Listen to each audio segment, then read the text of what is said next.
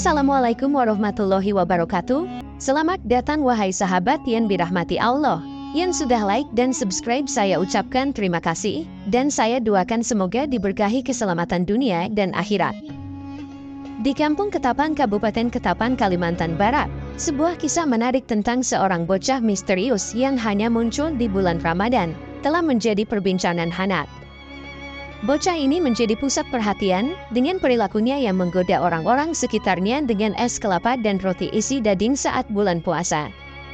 Lukman, seorang tokoh di kampung tersebut, mendengar laporan tentang tingkah laku bocah ini dan memutuskan untuk menegurnya. Namun apa yang terjadi kemudian membuka mata Lukman pada sebuah kebenaran yang mendalam. Cerita ini kembali menyeruak setelah kemunculan kembali bocah itu di tahun ini, menyoroti kontras antara kehidupan masyarakat yang mampu dan yang kurang mampu.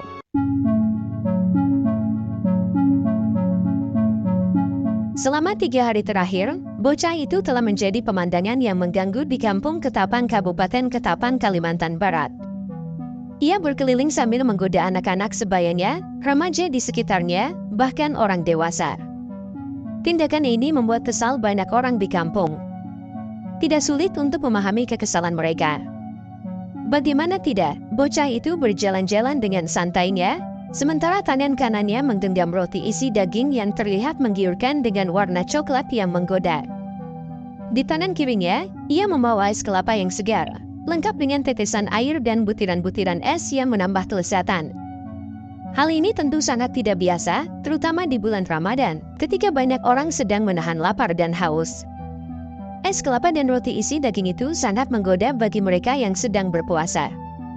Lebih aneh lagi, selama 3 hari itu, matahari tampak lebih terik dari biasanya di kampung tersebut. Lukman, salah satu tokoh di kampung itu, mendengar laporan dari penduduk setempat tentang perilaku bocah itu. Mereka merasa takut untuk melarang bocah kecil itu, karena setiap kali ada yang mencoba melarangnya, bocah itu akan menunjukkan sikap menakutkan dan memandang dengan tatapan yang membuat orang lain mundur dengan ketakutan. Lukman memutuskan untuk menunggu kedatangan bocah itu. Menurut cerita yang beredar di kampung, setiap hari setelah waktu zuhur, bocah itu akan muncul secara misterius. Ia akan mengenakan pakaian yang sama, lusuh, dan membawa es kelapa serta roti isi daging yang sama pula. Tak lama kemudian, seperti yang dijanjikan, bocah itu muncul kembali, menikmati es kelapanya sambil menari-nari dengan gembira. Tingkah laku bocah itu jelas membuat orang-orang di sekitarnya merasa haus, ingin menikmati es kelapa dan roti isi daging yang dipegangnya. Lukman kemudian memutuskan untuk menegurnya.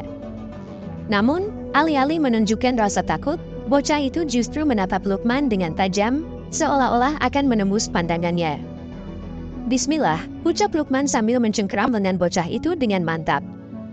Dia memperkuat mentalnya, bertekad untuk mencari tahu apa sebenarnya maksud di balik perilaku bocah tersebut. Lukman ingin mencari tahu, apakah bocah itu benar-benar anak kecil, ataukah ada hal lain yang terjadi. Mendengar ucapan Bismillah dari Lukman, tiba-tiba bocah itu menuruti tarikan tangan Lukman dengan patuh.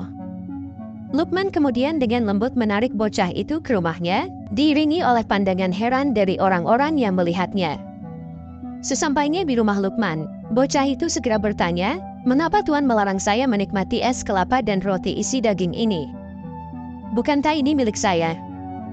Pertanyaan itu disuarakan dengan mantap, seolah-olah bocah itu sudah tahu bahwa Lukman akan menanyakan tentang perilakunya. Mata bocah itu masih menatap tajam pada Lukman saat dia menjawab dengan suara yang halus, "Maaf ya, itu karena kamu melakukannya di bulan puasa. Apalagi kamu tahu, seharusnya kamu juga berpuasa. Kamu seharusnya ikut menahan lapar dan haus, bukan malah menggoda orang dengan perilakumu itu." Lukman sebenarnya masih ingin melanjutkan omelannya, tetapi tiba-tiba bocah itu berdiri sebelum Lukman selesai berbicara. Dia menatap Lukman dengan lebih tajam lagi. "Bukankah kalian juga melakukan hal yang sama kepada kami semua?" lanjut bocah itu dengan suara yang tajam. "Bukankah kalian lebih sering memamerkan kemewahan, saat kami hidup dalam kekurangan sepanjang 11 bulan di luar bulan puasa? Bukankah kalian sering melupakan kami yang kelaparan dengan menimbun harta sebanyak-banyaknya, dan mengabaikan kami yang sedang menderita? Bukankah kalian tertawa bahagia sementara kami menangis kesakitan? Bukankah kalian dapat perawatan mahal saat sakit, sementara kami dibiarkan menderita hingga ajal menjemput?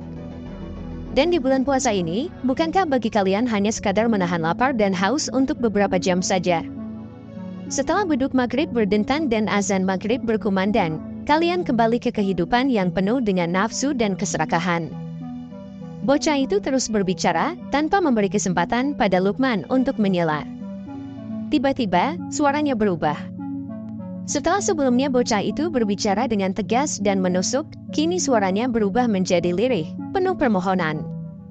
Ketahuilah Tuan, ucapnya, kami berpuasa tanpa henti, bahkan di luar bulan Ramadan. Kami selalu berpuasa, karena tidak ada makanan yang bisa kami makan, sementara Tuan hanya berpuasa sepanjang siang. Izinkan saya juga mengingatkan, Tuan dan orang-orang di sekeliling Tuan sering menyakiti perasaan kami dengan pakaian mewah yang dipakai, lalu kalian menyebutnya sebagai persiapan menyambut Ramadan dan Idul Fitri. Bukankah kalian juga berlebihan dalam mempersiapkan makanan yang sangat beragam saat menyambut Ramadan dan Idul Fitri? Tuan, sepanjang 11 bulan, kalian tertawa saat kami menangis, bahkan pada bulan Ramadan, kepedulian kalian hanya seadanya. Tuan, kalianlah yang melupakan kami, kalian yang menggoda kami, tidak hanya di bulan Ramadan, tapi sepanjang tahun. Apa yang saya lakukan, adalah apa yang kalian lakukan terhadap orang-orang kecil seperti kami. Apakah Tuan menyadari ketidakabadian harta? Mengapa kalian masih terus menggenggam harta secara berlebihan? Tuan, apakah kalian menyadari konsekuensi dari melupakan kami, dan berlebihan dalam dosa dan maksiat? Tahukah Tuan akan azab Tuhan yang menanti? Janganlah merasa aman hanya karena kaki masih berpijak di bumi. Jangan merasa perut akan tetap kenyang, karena masih ada persediaan makanan untuk setahun.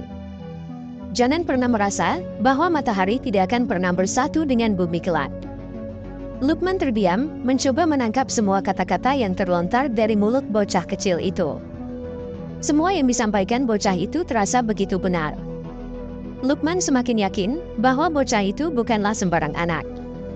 Setelah mengucapkan kata-kata yang pedas dan tajam tersebut, bocah itu pergi meninggalkan Luqman yang terdiam.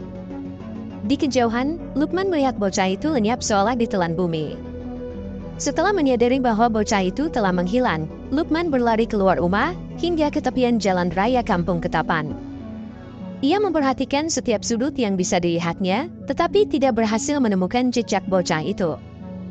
Dalam keadaan terengah-engah, Luqman bertanya kepada orang-orang yang berada di ujung jalan, namun mereka semua menggeleng bingung.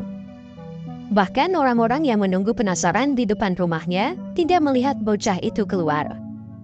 Keseluruhan insiden itu terasa begitu misterius, dan sekarang bocah itu menghilang tanpa jejak. Luqman tidak ingin berlama-lama, dia segera mengambil sajadah dan sujud syukur. Meskipun peristiwa yang terjadi terasa tidak masuk akal, Luqman memilih untuk mempercayai bagian yang masuk akal. Dia yakin bahwa apa yang dikatakan oleh bocah misterius tadi adalah benar. Bocah itu memberikan pelajaran berharga tentang pentingnya mengingat orang-orang yang sering terlupakan, orang-orang yang tidak memiliki pakaian, yang kelaparan, dan yang hidup dalam keadaan tidak layak, bukan hanya di siang hari saja, namun sepanjang hari. Bocah itu juga mengingatkan Luqman bahwa mereka yang lebih beruntung seharusnya tidak menggoda orang lain dengan kemewahan yang berlebihan. Luqman menyadari bahwa kita harus memikirkan dampak sosial dari tindakan-tindakan tersebut, terutama saat orang lain sedang menderita. Luqman bersyukur atas hikmah yang luar biasa ini yang diberikan oleh Allah. Dia bertekad untuk tidak menjadi bagian dari orang-orang yang hatinya telah mati, yang tidak memperhatikan penderitaan orang lain. Seorang netizen yang membaca kisah ini di Facebook mengomentari bahwa anak itu telah muncul kembali dan mengatakan hal yang sama. Netizen lain juga berbagi pengalaman mereka bertemu dengan bocah serupa yang fisiknya kecil, tetapi perkataannya menunjukkan kedewasaan yang luar biasa. Beberapa netizen bahkan menyimpulkan bahwa kemunculan kembali bocah itu merupakan tanda bahwa masih banyak di antara kita yang terjebak dalam perilaku pamar. Bahkan, mereka menganggap pesan yang disampaikan oleh bocah itu sebagai ancaman yang menyatakan bahwa ia akan kembali meneror warga jika mereka tidak segera memperbaiki diri, terutama di luar atau selepas bulan Ramadan.